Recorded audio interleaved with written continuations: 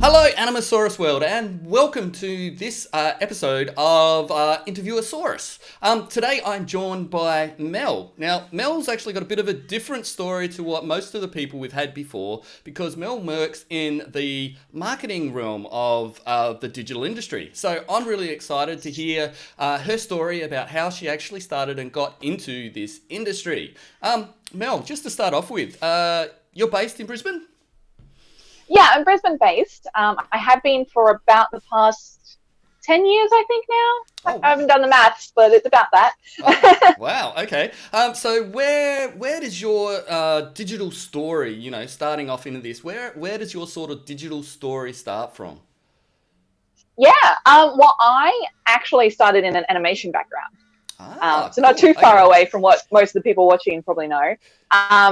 So when I finished school, I didn't really know what I wanted to do. I knew it was something to do with arts and something to do with computers and technology and stuff like that.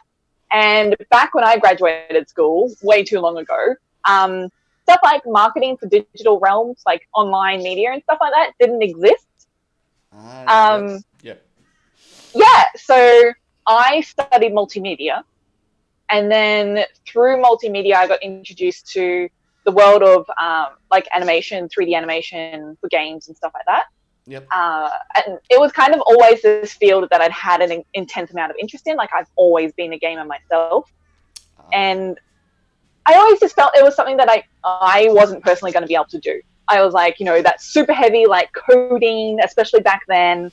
But I managed to do it in my multimedia class. So that's when I moved up to Brisbane and I actually studied animation for games. Okay. Well, so you did a formal course that actually gave you a broad introduction, which is what a lot of people do. I did that as well. I did a bachelor in multimedia, and that's where I started too. So Yeah. So you studied up here in Brisbane. Who did you Yes, study? yeah. Who did you study through?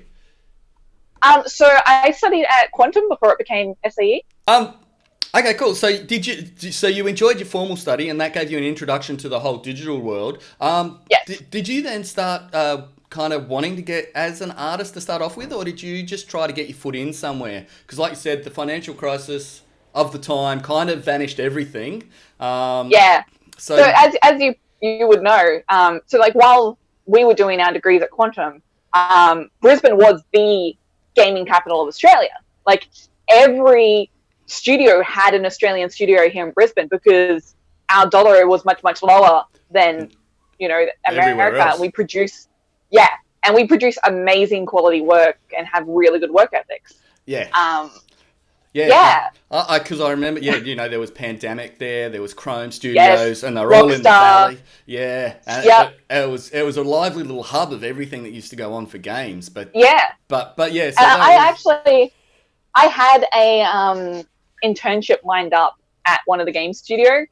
So then as soon as I finished uni, I'd be able to roll into an internship. And when that financial crisis happened, the original one, I graduated and was like, I'm ready to do free work for you. I'm ready to be an intern. And they're like, we can't even afford free work right now. Oh, wow. Yeah. So, it's devastating when you go through this, 2 years of actually intense study, and all of a sudden there's nothing there for you to get out of. I'd done 5 by this point, because I'd done the multimedia degree and then gone straight into games. So I was just like, oh no. Yeah. What have I done with the past 5 years? Oh no! This is the start where you go. When things like this happen, it goes, okay. Well, what's really is this really my path? So where did you go through at that point? When you're in Brisbane and you're like you kind of watch the walls crumble down and go. I was pretty lucky because I was like one of the higher achieving students. I also did a lot of extracurricular activities while I was at university. So I had kind of like floated my name around a few places by the time that I graduated. And I started tutoring at a different university. So even though I didn't really have the professional experience, people knew that I was a really hard worker and that I knew what I was talking about. So I was able to get some tutoring work. And then after about a year of tutoring, I managed to become a lecturer. Yep. Yeah, so you basically kept your foot in the industry itself by Yes. whatever means possible. Yeah, right. Yeah, very Um, much so. um, how did you go? Because I've gone through the tutoring stuff as well. How did you go on the personal level? Because a lot of people, when they're confronted with people wanting to learn off them, struggle with actually communicating their ideas. How did you go about that? Because it sort of leads into digital marketing then after that. But how did you Yeah, go very much in so. front of a crowd? Yeah.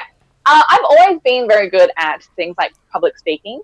Uh, I think definitely lecturing and tutoring helped because you were literally in front of, a class of like 40 people who looked at you as an authority for like 4 hours a day, Yep. you know? Yeah. Um, so I think something that was very handy is I've always been very good at like thinking on my feet.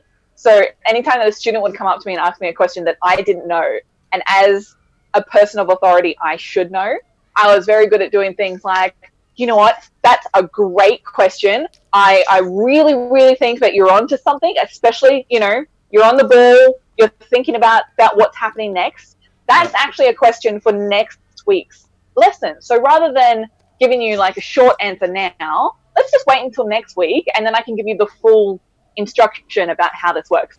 And basically that would just give me a week to research Do your the research on question. it. Yep. No, Yeah. it's a great strategy because that's you're learning as well at your own Yeah. level. It's like, Yeah. oh, I need to know this so I can share it. So Yeah. yeah, And yeah, basically like, because I'd just come out of learning myself, yep, and I pretty much just had to stay one class ahead of my ahead. students. Like, Yep, yeah. yeah, But yeah, so from doing lecturing, because I did a lot of study into how people learn. So you've got different kinds of, I guess, learning methods for different people. Some people are great at visual learning, so they need to see something yep, to understand it. So that's with, examples on the board, graphs, some kind of visual aid. yep, You've got audio learners, so they need you to talk through it. yeah. You've got, I think Practical. it's called dexterous, practical, that's it, practical learners. So they have to actually do it. Yep, So I kind of took all that into account for when I was lecturing and made sure that each of my classes had an element of each in them. right. Was was And that was that skill something which you kind of picked up through teaching, or did you learn this before you went into a lecturing environment? I definitely, I feel like that I had an idea of what it was because I always knew that I was a like practical learner, Right. and Okay. I always knew that it was annoying that my teachers never let me do it so then I could learn. Oh. And yeah, and so it's with things like when someone's learning a new board game, you've got some people that want to read all of the rules first. You've got some people that want to watch, a review or a how-to video, and then Yep. you've got other people that just want to play the game. I've always been one of those like just play the game and we'll learn it as we play Okay. kind of people. Yeah, Yeah, right. Yeah. Yeah, just like you said, it's just different way people learn. I mean, this is why now that I think the online learning community's really changed and formed around a lot more people because there's so many different ways different teachers can learn. So yeah, definitely. yeah. And it's definitely something that I've brought with me into marketing. Um, so Right. knowing the way that people learn, you can take that from educational content and also take that into the way that people learn information about your product. Right. You know? Okay. Yeah. Yep. Yeah, Yeah. So I mean, it comes down to communicating as well because you are really, especially in marketing, you're really just communicating an idea to someone. And yeah. so effective communication is definitely something you learn in the classroom. So how long were you an instructor for, or a tutor? About 2-3 years, I think. Yep. Yeah. In the end, like I really really enjoyed the education route. I just started to feel a little bit like I needed to get a bit of actual experience, like professional experience behind me. It felt a little bit like misrepresentative for me to be like I'm the authority on this when I hadn't actually done any of it myself. Yeah. Yep. I can appreciate that. You just sit there going, people are looking at you, but you're really going, You know what you're talking about, but you haven't got any experience to back up. You know what you're talking about. Yes. Yeah. Yeah. Yeah. It was funny though. I actually found you know how Facebook does that memory thing where it's like, Yeah. this day. Yeah. Yeah. I 10 had years one that ago. came up. Yes. Yeah. I had one that came up last week where it was from my time when I was lecturing. And at the time it was a class where I was teaching anatomy to animators. Ah, yes. Yep. Yes. And the class was sculpting an original character. And I decided in one of the classes, because everyone was kind of working by themselves, no one, occasionally someone would ask me for some help, but everyone seemed to be pretty on the ball that day. And some of the students were like, hey, we'd love to see you sculpt something. So, we have something to refer to. And I was like, cool. And then I proceeded to sculpt their entire terms assignment in one lesson. Oh, no. Yeah. And it was funny because they turned around and they were just like, that's not fair. How did you do that? I'm like, well, this is why I'm the lecturer. Yeah. It's just like, yes, I do have the skills to pass on to you because, look, I can do it. So during that time, like you're saying, you're starting to build up the wanting to get the itch for the experience because I know, were you starting, a lot of people kind of venture into it, venture into the next step of their professional journey while they're still doing something? Yep. Were you doing stuff in the background while you were teaching? Is that what kind of really got you out? A little bit, yeah. So I was doing freelance, just everything that I could get my hands on, really. Yeah. Graphics design is kind of the simple version of it. So I was doing like a lot of logo design. I had a lot of YouTube clients. Yep. Because that's an area that I've always been thoroughly interested in. I've always, been in that world and always been a fan of YouTube creators. Yeah. So occasionally I'd see creators who, could use a little bit of help in like branding. Yep. So I'd be like, hey, look, give me a couple bucks and I'll make you a logo. I'll make you a banner thing. I can make you a website and just give them like the whole package and then hand it over to them and they're ready to go. Ah, cool. Yep. Yep. Yeah. So. And at that time was also when, so in the last chat that we had, I was mentioning that I was in a collaborative YouTube channel. Yep. Yeah, so this was around that period of time as well. Yep. Yeah. Just for anyone who doesn't know, do you want to just give them a quick overview of what that collaborative channel was? Sure. So it was a collaborative gaming channel where some friends of mine and I, we mainly played tournaments, which was cool. And then at the end, like the winner of the tournament got to pick, 2 people that had to do like a dare or a challenge or something. Yeah. So it had like a little bit of bragging rights and a little bit of like, I'm going to get you back for last time when you made me do this. Yeah. Yeah, and that was going great. We were getting to the point where like things were starting to get momentum, but half of the group wanted it to remain as a fun thing that we just did, and half the group wanted to take it serious. Yeah. So there's a bit of a conflict in between the groups going, I want this, and the other half want something else. Yeah. So. Yeah. Yeah. And it was kind of starting to be a detriment to our friendship group. So that's when we decided to take a break and never really went back, which I think like was the right choice because our friendship's back to being the way it was. Everything's great. I kind of became their manager and people were avoiding like phone calls from me because they knew that I'd be asking them why didn't they show up to filming? Have they edited their footage yet? Yeah, you're taking on that producer role going, okay, cool, I need this, and this. Where is it? And why haven't you produced it now? It's just like, I just want to get back. Yeah, very much. Like, I was kind of in that middle point where I was happy for it to go either way. I was happy for it to stay as something that we did for fun. Yep. Or, I could see potential in it from, the little bit of marketing that I'd picked up that we could push this forward. Like during this time, I learned a lot about SEO. I learned a lot about like thumbnail and YouTube and how to improve your standing within the algorithm. And I could see us like going forward as well. Yeah. But With that, with that learning, because it's quite a big area where, especially people, hey, we're on YouTube, people are going to watch the channel. That learning that you talk about, SEO, thumbnails, did you pick that up organically as you were making your own channel, or were you actually find somewhere? Yeah, no, I watched so many videos. I listened to so many podcasts. A lot of it was trial and error as well, because when you do go out there, especially into something like YouTube that's been around for what's it been like 20 years now? Yeah, Neil. Yeah, I think it's over. Yeah, about 20 or 22. Yeah, it's been around a bit. And they've got like advice on the algorithm, so no one really knows, and they change it all the time too. So no one really knows how it works. So you can watch, like 10 tutorials that say this is how you become famous on YouTube or how you do well on YouTube. And then you can watch like another 10 that say the complete opposite to achieve the same thing. Yep. But they're both right.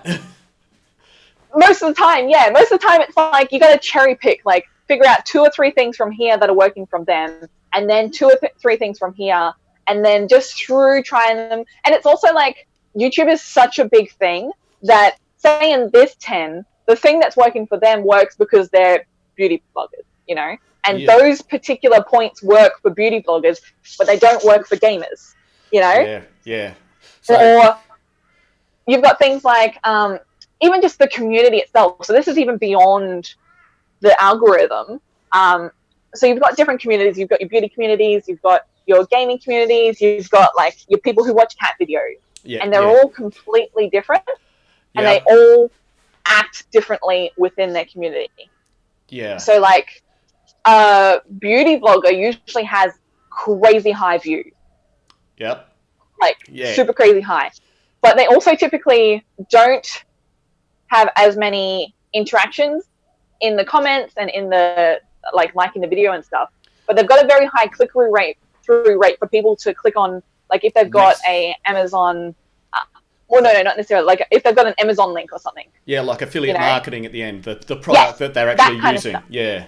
Yes, because people watch the video and then are like, oh, I really like that lipstick, or I really like that palette that she's using, and they'll click on those links. Yeah.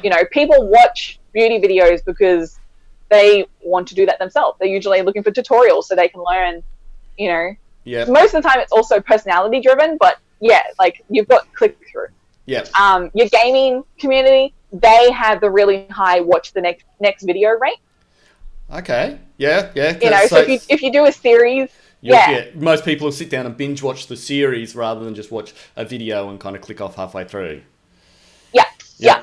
And then oh my god, like cat people are my favorite community because they're great. You've analysed the cat community, okay? Oh, definitely, yeah. I'm currently doing the same kind of research that I've done for like every platform. So I've done this for YouTube, I've done this for Instagram, I did it for Snapchat. I'm currently doing it on TikTok. I was going to say TikTok's probably one you need to do, yeah. Yeah. And cat people on every platform are great because they just naturally will watch your video because it's like a cat is pretty much similar, whether it's a different color or, instead of pushing a vase off of a shelf, they're pushing a glass of water, but they also have a really, really high comment rate. Oh, really? Everyone wants to talk about their cat. Ah, interesting. Cats. Yeah. Yep. Have you compared that to the dog community? The cat people are very passionate about cats, but how about dogs? Dog people are kind of in agreement that like all dogs are great. Oh, whereas cat people are just like, oh, I want to talk about my cat and how great my cat is, or what a my cat is. Oh, yeah. Whereas dog people are just like, all dogs are great. Yep. You don't really need to comment because everyone agrees. Yeah. I haven't done the dogs of TikTok world yet, but definitely cats of TikTok are like. Oh wow! Okay.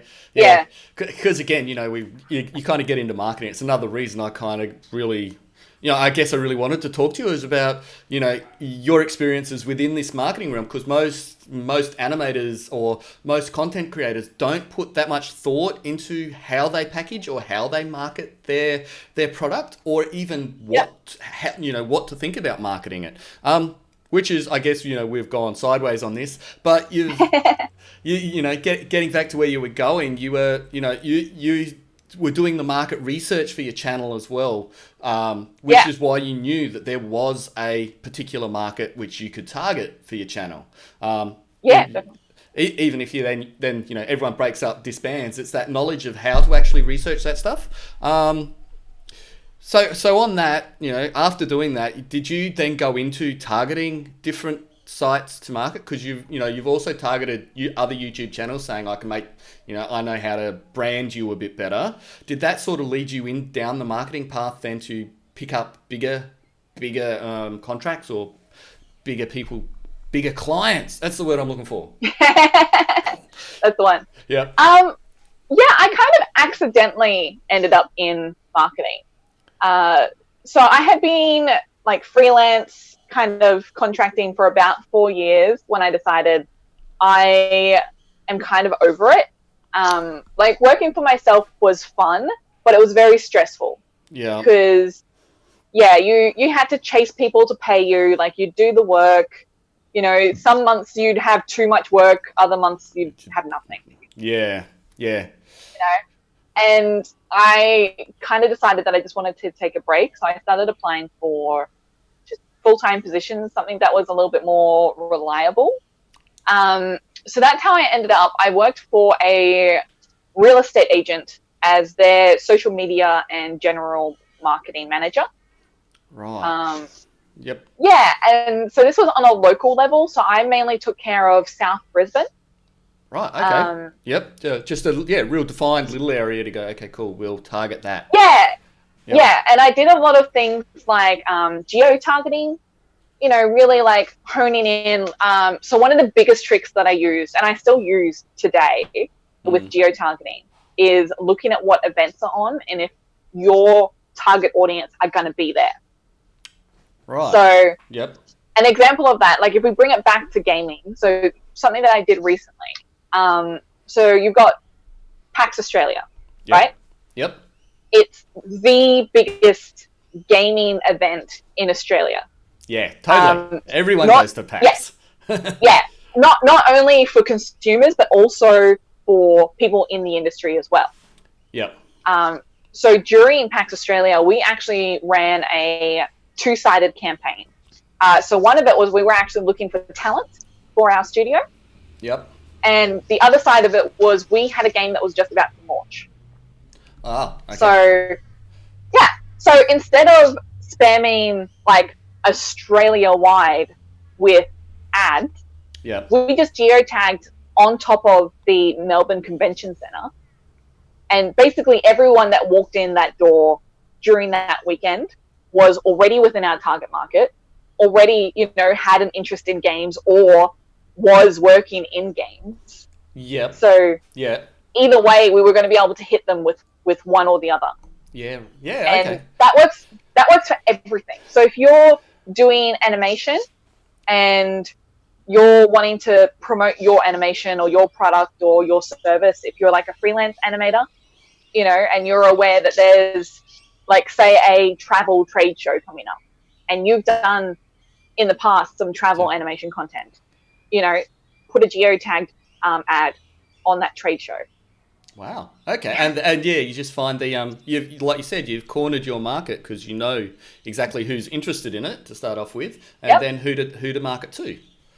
So it's simplified and it's target marketing. So yeah, very much so. And even things like, say, if you're more of a traditional artist where you make practical products, so say like paintings or pottery, sewn objects like dolls and fashion wear and stuff like that. If there is, say, you're going to attend a market, during that weekend that you're at the market, put an ad down, and actually in the ad, because you're geotagging that area, you can find me at this store. And you know. yeah, okay. So anyone who goes looking at going to the market will actually find your ad for physical location within the market Yeah, come up on the you map. know, they might be sitting down having a coffee while they're at the market, you know, Yep. scrolling through Facebook, and then it pops up saying, Jenny's handmade dolls. Yep. Come see me at booth 16. Yeah. And then Yeah. they're like, Okay. oh, I really like these dolls. I don't even, like, they could scroll through, say, your online products and go, I really like this person's product. I Yep. don't have to pay for shipping or anything. I'm just going to go walk around the corner and find Jenny. Yeah, it's spontaneous as well because you're right there. It's like, oh yeah, it's just over there. Oh, Yeah, cool. Okay. you kind of got them in that FOMO as well. Yep. So that's fear of missing out. Fear of missing out. Yeah. First time I heard that, I was just like, what is a FOMO? I don't get a FOMO. But yeah, marketing terms, fear of missing out really does kind of work a lot on people. Very much so. It's something that I wasn't aware that I suffered to until I started entering into the marketing world. It's stuff like when you're at Coles and they've got like, chocolate eggs or something, because we've just gone through Easter. They've got them all over the counter. Yeah. And it's just like, oh, it's 2 for 1. Like, I'm going to get it. Like you don't need it. But it's just that spontaneous thing while you're standing there at the checkout, the person in front of you is now 1.5 meters away. You've got some personal space and you just go, oh yeah, yeah, chocolate. I'd like that. Yeah. yeah. Or even things where they say, like, limited if a offer. store's having a sale. Yeah, limited offer. Yeah. EB Games does it all the time with like their closing down sales or they're always closing. Weekend sale. It's like you have a sale every weekend, but people are like, but this might be the big one, Yeah, like you said, you just don't know. It could be the last one. So the next one might only be for 20%, but it's 40% today. Yeah. I don't necessarily need this, but I'm getting it for a great price. It's interesting that it has become such it's a consumerist culture that we're in. So actually getting people to want to pass on their money or to grab onto something, even if they don't really desperately need it, it's like you said, it's something which is a highly regarded skill. On that note, so the best way to market something, whether it be yourself or whether it be a product that you make, so there's a marketing method or theory. I can't remember the guy who wrote the book, but basically the way that most marketing works, that most products work, is they go, what are you marketing? How are you going to market it to people? And then you come up with why are they going to buy it. So let's say I've got this spray for glasses lenses. Yep. Right? Lens cleaner. Yep. Lens cleaner. Yeah. Trying to cover up brands just because I'm always aware of that. So, my what is lens cleaner? How I'm going to market to people, I'm going to say, like, with a Facebook ad. I know that there's a glasses convention coming up, so I'm going to do a targeted ad, right? Brilliant. So that's how I'm going to market to them. And then why am I marketing it to them? People with glasses, I guess, need lens cleaner, right? You guess. It's just like, of course they do. They need lens cleaner. That's the traditional way that most marketing works. So it's what, how, why. Right. But this theory goes the other direction. So it's why, how, what. Ah. And so it starts with, okay, so people that wear glasses will often, get fingerprints on them, they get oily. It's an inconvenience. Yep. Right? So my why is, why are you wearing dirty glasses? Yep. And then from there, instead of targeting, like, I know that a bunch of people are going to be at a convention, stuff that, most people who work on computers these days wear glasses. I might, if they've ever researched where to, like, glasses place near me, so I'll use their search tags to try and track them down more, and then serve them an ad that says, are you sick of your glasses always getting foggy? Buy my lens cleaner. Yeah, right. Work it backwards. You know? You're working Yeah. backwards off the common theory. Yeah. Yeah. But like that works great for brands as well and for people marketing, because now I don't only have to sell lens cleaner. I could sell the wipes as well. That go I with could it. sell the rags. Yes. The cases that go with it too. Yes. Yep. I could sell a protective film that goes on there, because I started with why, like, are you sick of your glasses getting dirty? You started off with a question rather than with an emotion, with a story, not with I need to sell lens cleaner. Yeah. You started off with a story, and that. I started with a problem. Yep. And have come to a solution for that problem. I didn't start with a solution and then try and find the problem that fits that solution. Yeah. And you're getting into the very theoretical part of what it is to market. It's marketing, great. Yes. Yeah. Very much so. But yeah, like that works well for animators and artists and stuff like that, because say you're trying to sell, again, we're back to Jenny's dolls. Yep. Or I can't remember what we said she sold, but Jenny has sewing product. Yep. And she's at a stall somewhere. Yeah, she's at a stall somewhere.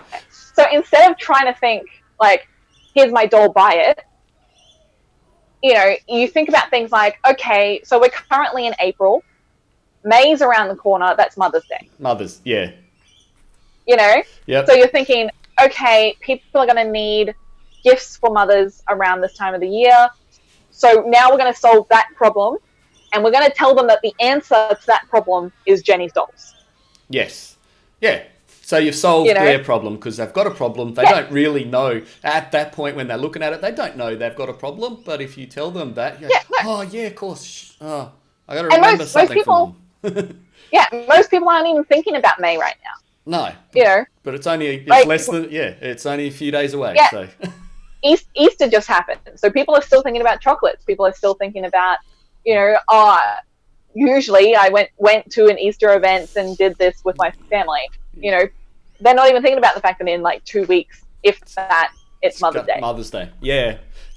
So you've solved a problem for them, and that can be applied to anything. First, you've kind of invented a problem that they didn't realize they had. Yes, but they can relate to it. Yeah, the relatability. Okay, so you've actually posed a problem for them which they didn't know if they had or not. And then you've answered the problem, or you've given them a solution to the problem which is spontaneous and convenient for them. Yeah. So how do you then? Because this is this gets back into you're talking about the theory of marketing in general, but you've spent. Or most of your career now has been focused around mobile gaming. So how do you then approach how do you approach your theory, which you've just kind of spoken through, to that particular realm of what's the questions you ask? Yeah. Well, my career recently has moved to mobile gaming, which is great, because as we talked about earlier, like that's where I started. Yep. So it's kind of nice to go through, like I went through real estate, I went through retail, and then I got to mobile gaming, which is like amazing, because it's like that's where I wanted to be, back when I was studying. Yeah. I finally got there. It took me like 10 years, but I finally got my job in gaming. Yeah, in a field that I didn't know existed back when I was studying. Yeah, it hadn't been invented yet, because you were still going through, what's this? Facebook still wasn't even really a thing yet. But yeah, Facebook had like just kind of gotten off its feet. Like back when I was studying mobile gaming, I was on MySpace. Yes. Yeah. That's what we're talking about. This is the days that we were referring to. So going into mobile gaming, a lot of it, at least on my side, was less about the actual marketing, because we had a marketing director who looked after that stuff. So they were the ones who came up with the campaigns and stuff like that. What my job was as like the social media, like communications person with a background in marketing, was to be the face, the voice, the name that people can go to. Okay. And because I had the background in marketing, it meant that I was able to keep in mind what our goals were, like financially for the game, what our goals were, like the direction that we were taking it. Yep. So an example of that is the game that I worked on most recently. So it was going to a brand new platform that the company had never worked on before. So it was a little bit experimental. Oh, okay. You know? Yep. Yeah. So because of that, it was pretty much guaranteed that things weren't going to go right. Yeah. From the get-go. Yeah, there's going to be issues. There's going to be, like I say, untested waters are always the most fun to swim in because they're so choppy and kind of, throw you everywhere. Yeah. And we were working with a partner that was very important, not just to our game, but to the company as a whole. So the company that I worked for was an international company, and our Brisbane, Australian office was just one out of like 50 offices. Ooh. So yeah, we were kind of under the pressure of we needed to do well, because if we didn't, we could risk our reputation with the rest of the world. Basically, yeah. So not only was I having to kind of juggle the public persona, but there was also this background partner persona that I was kind of going back and forth between. Oh, okay. So the real communications juggle. So you've got the language to be able to talk to the people who are, kind of wanting the statistical data that goes along with how their product is traveling and the exposure that comes along with it, as well as talk to people on the other side who are going, what exactly are you trying to kind of promote here? A lot of it also was trying to sell our partner that our game was doing really well. Yes. Yep. Yeah, they were looking at certain statistics, and we were telling them, don't look at these. Look at these. Yeah. So that was working with the metrics. Yeah, you work with your metrics. It's like, I've got the data over here that says that there are more men that wear blue shorts than anything else, but we're not caring about the blue shorts. We just want shorts in general, and that's it's a lot longer. Yeah. They were looking at things like how many players overall were playing the game. And it's like, sure, that's lower than you were expecting. But, out of those people that are playing the game, they love it. Yeah, right. Yeah, rather than just playing it and going, okay, it's about 2.5. I'm sick of it after a week. Yeah. They're going, this is a 5-star game. Let's just, I'm still playing it after, 3 or 4 weeks. I'm like, this is still cool. Yeah, I'm still playing it daily. Oh, yeah, after 3 or 4 weeks. So those were the things. Yeah, your retention rate's amazing. Okay. Yeah. Yeah. But as the community manager as well, anytime that we messed up, we'd push out an update and there'd be a bug in it. That's when I'd have to get on and, the other side of the coin. So we've dealt with, the professional behind the scenes thing. And then we've got the public side where I get up there and I go, hey guys, it's Mel. You know me, I've developed a familiarity with you over the past, since the game has come out. We've been chatting, I've been letting you know all the information, and now I'm here to tell you we dropped the ball. I'm sorry. Oh, yeah.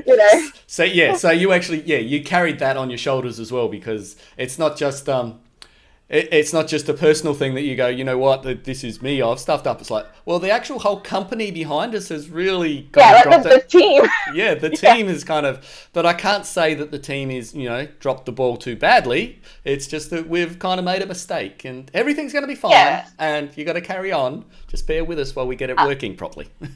A lot of dealing with the public is mostly, again, it kind of comes back to the teaching stuff, and communication. So it's about acknowledging that you've heard what someone has said. If someone is angry with you, whether it be marketing, games communication, anything, whatever business you're doing, you need to acknowledge that they're upset. Yep. Even if you don't agree with what they're upset about, most of the time you just kind of need to acknowledge, I hear that you are upset with me. Yep. You reiterate to them, you feel that these things are the result of why you're upset with me. And then just kind of say, I want to, like, by every manage and matter that I can, every ability that I have, make you not upset. Yep. You know. Yep. I'll work with you to actually. I'm putting myself out to work with you to make you feel confident that whatever's upset you, we can work through. And you put the personal touch on it and just don't fob them off. Well, sometimes it's even like, most of the time when you're dealing with people that are angry with like you or your product, they're not actually. It's just they've had a bad day, or they've had a bad week, and your game had one tiny thing that glitched, and they're like, "That's it. I've had enough. This is the thing." That's the thing that's thrown them over the edge, and they've just wanted to get all the pile of the rest of the week off onto someone who's usually not really a common face for them. Present. Yeah. Or most of the time, like a lot of games industry, because you're dealing with large numbers. You're dealing with large numbers of players. You're dealing with large numbers of comments, large numbers of reviews and stuff like that. Most of the time, you'll only pay attention to the 1 stars, because those are the ones that potentially could lose you players. Yep. And sometimes you're 5 stars. Yep. Because you want to encourage them to keep playing. So the extremes, the biggest extremes that you'll deal with to try to bring your medium, everyone more into the medium range. Yes, depending on the goal of your game. So a lot of mobile games are based on in-game purchases. Yep. Yeah. But the pop-up ads in it all the way through them, and the little microtransactions, they're the things that really do keep the mobile games running. Yes. Which is unfortunate. It's very much a race to the bottom. I definitely have seen that during my time that I was working in mobile games marketing and like social media and stuff like that. That's why you have seen in the past like year or two the emergence of subscription services. Right. So that's things like your Google Stadia, your Apple Arcade. That was really the industry's attempt to try and make mobile gaming like premium gaming. Yeah. Kind of thing. Yeah. So you took away all those ads, and you took away all of those microtransactions. Yeah. And that the game actually had depth to it, rather than I'm going to bounce this ball on a platform, and sometimes the platform has a gap. Yeah. I mean, if you look at it, like the industry as a whole for mobile gaming itself, it's still very young. Like mobile phones themselves, if you look at it, it's really only the last 10 years that as an industry itself, it's developed. So the microtransactions has been, something which they've tested out basically to see if they can make mobile gaming viable. So if, like you said, if it's a race to the bottom, at some point they're going to have to restructure to make the game viable itself as well. Otherwise, you'll just end up with so many real basic crappy games which everyone just gets sick of. Real simple and don't have much of the premium stuff in it. So stuff like nice art. Oh yeah. So when you get on a game to play, what's your go-to game at the moment? Are we talking mobile or just in general? Yeah, just stick with mobile since we've just been talking about it. Just mobile game in general, like you're waiting at a bus station when you're not commenting on any comments which come back because you've got to be doing your work and you take it all with you. What games do you get on and play?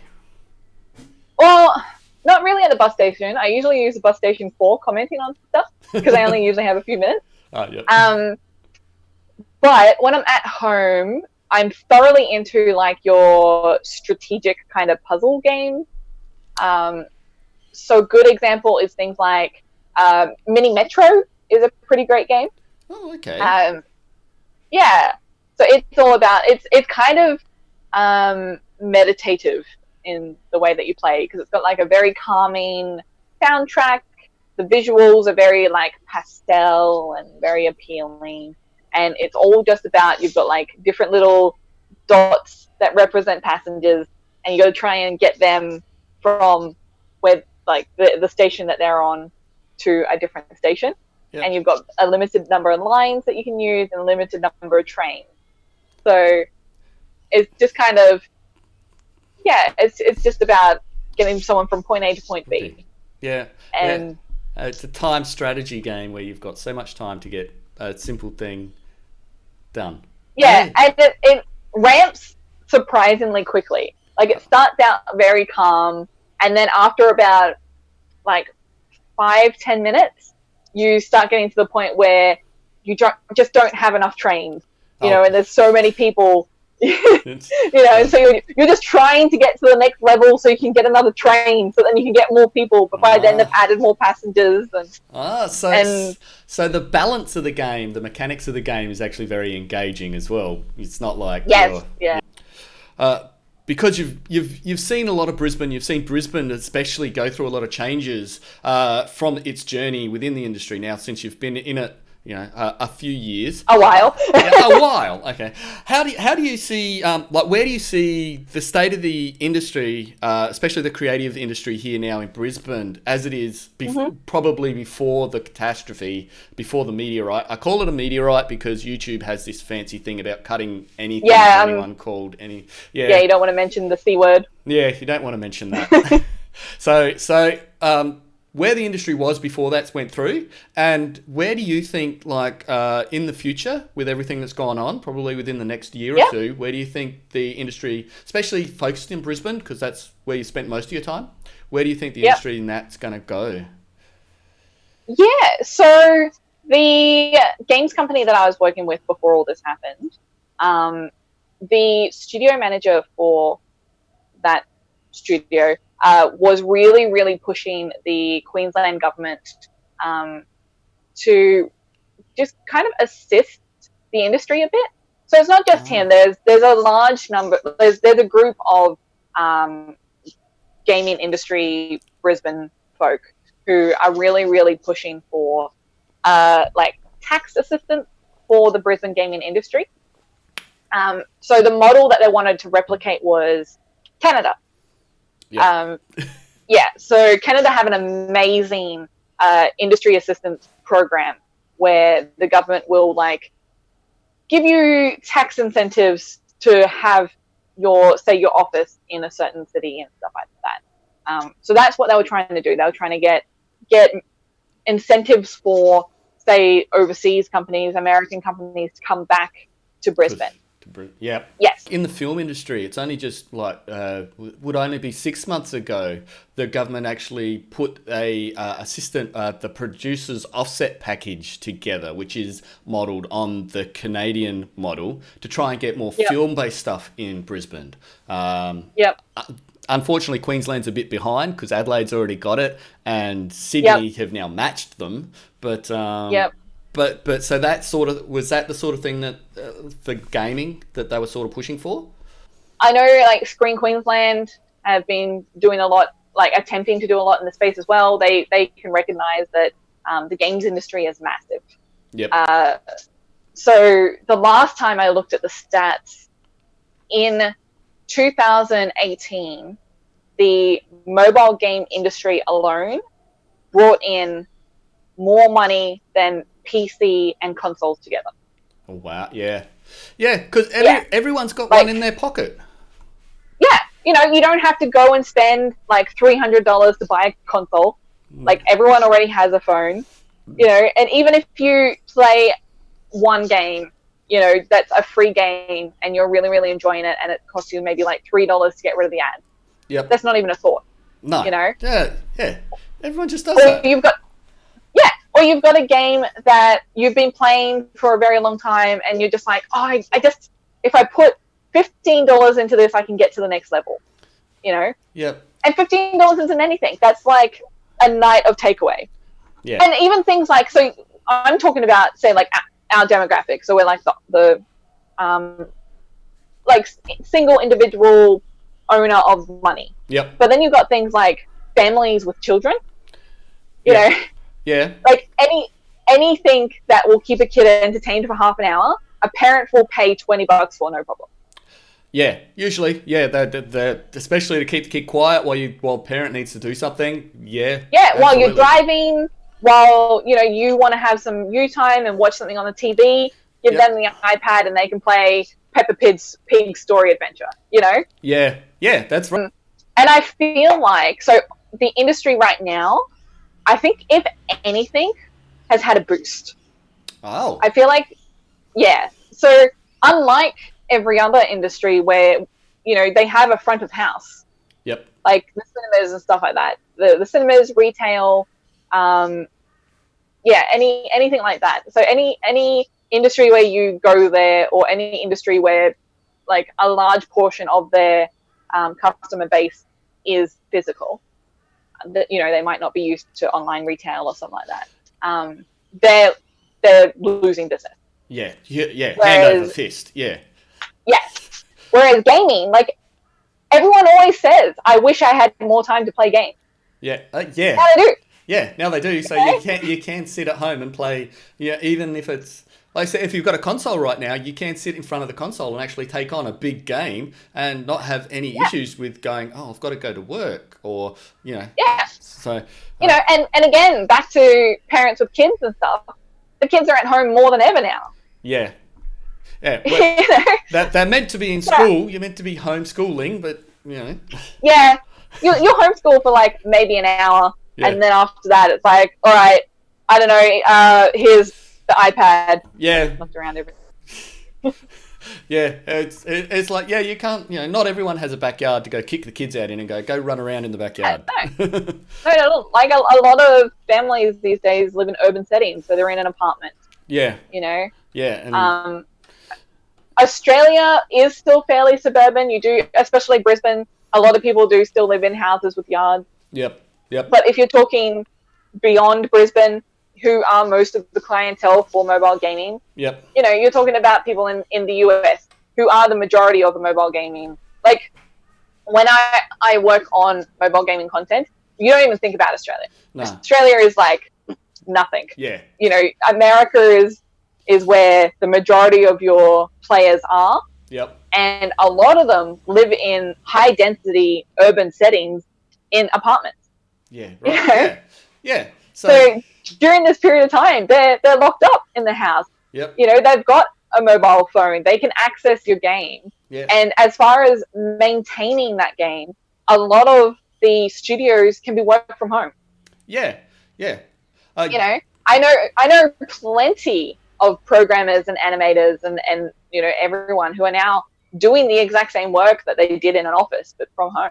Yeah, it was good. Like from our industry point of view, it was really amazing to see how quickly a lot of like small companies, because mobile gaming's, a lot of the mobile game developers, they're not huge. They're usually only fairly small businesses, but they've been able to adapt really quickly to the work from home model. You know, things like Zoom and that for meetings, yeah, that's fine. And everyone's usually just happy. They've always got, you know, technical chat, you know who to ask. You just kind of send a message off to the programmer and go, can you make this work? And, yeah. Most of the time in the studios that I've worked in, people kind of keep to themselves anyway. You know, apart from meetings, it's like you come in at whatever time you want. You're not a traditional office. You don't have a 9 to 5. No. You know, that's right. It's like you have a certain amount of work that you need to do in your day. As to what time you do that is up to you. So we had some people that would show up at like 6 a.m. and leave by like 3. Yep.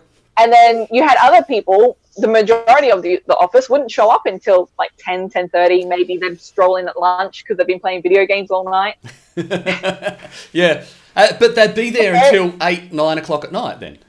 Yeah, absolutely. My job in particular, because the company that I worked with was French-based, and my role was more to talk to the other studios than it was to talk to people in my office, because I needed to follow the brand guidelines and the way that the studio manages things. So a lot of my mentors and the people who I was working with were based in Canada or were based in Paris or, you know, Italy. So usually it did me better to stay back until like 7 p.m., which was their office hours over there. Like they're just coming into the office at that time. Yep. And have a meeting with them. Yeah. It's the global workforce is because we've had that as well. Places I've worked at, it's because of the global workforce. You've really got to sit down at a certain point where people actually can have a meeting. Australia is usually the place that's the most out of sync with everyone else. Yes, many times done meetings at 3 a.m. Just kind of in my pajamas with the camera turned off, and I'm like, I'm here, just don't look at me.